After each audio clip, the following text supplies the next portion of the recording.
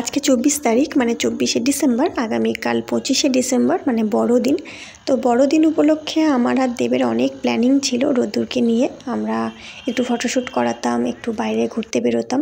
তো যাই হোক, এবছর সেটা পসিবল হলো না। গত বছর আমরা খুব ভালো করে ফটোশ্যুট করেছিলাম বাড়িতে সবাইকে নিয়ে। তোমরা যারা আমার পুরনো ভিউয়ার্স তোমরা তো দেখেছিলে, আর যারা নতুন ভিউয়ার্স তারা যদি দেখতে চাও অবশ্যই আমার চ্যানেলটা ভিজিট করো, আশা করি তোমাদের ভালো লাগবে। রোদ্দুর তখন অনেকটাই ছোটো ছিল, অনেকটা গোলুমোলু ছিল, আর ফটোগুলো খুব মিষ্টি হয়েছিল। তো যাই হোক, আজ বিকালে একটু রোদ্দুরকে নিয়ে আমি, বাবা আর রাজা আমরা তিনজনে গেছিলাম পাড়ার দোকানে বড়দিন উপলক্ষে কিছু গিফট কিনতে। তো এখন রোদ্দুর যেহেতু সারপ্রাইজ ব্যাপারটা বোঝে না, যে লুকিয়ে রাখবো আর বলবো সান্টা এসে দিয়ে গেছে, তাই ওকে নিয়েই গেছিলাম। ও নিজে পছন্দ করে করে কিনেছে, সঙ্গে রাজা আর রাজশ্রীর জন্যও কিনেছি, কারণ ওরাও অনেকটাই ছোট, গিফট পেলে ওদেরও ভালো লাগবে। তো রাজা আর রাজশ্রীকে যারা তোমরা চেনো না, যারা একদম নতুন আমার ভিডিও দেখছো তাদের জন্য বলি, রীতা বৌদি হচ্ছে আমার মায়ের হেল্পিং হ্যান্ড।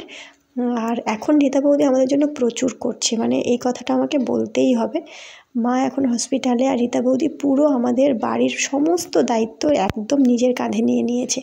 তো রীতা বৌদিকে থ্যাংক ইউ বললে হয়তো ছোট করা হবে। অনেক অনেক ভালোবাসা তোমাকে রীতা বৌদি। রীতা বৌদি আমার ভিডিও দেখে, তো আশা করছি তুমি শুনবে আমার কথাগুলো। আর রাজশ্রীর জন্য এই হেয়ার ব্যান্ডগুলো দেখছিলাম, আর রাজার জন্য এই কক ব্যাটটা নিয়েছি।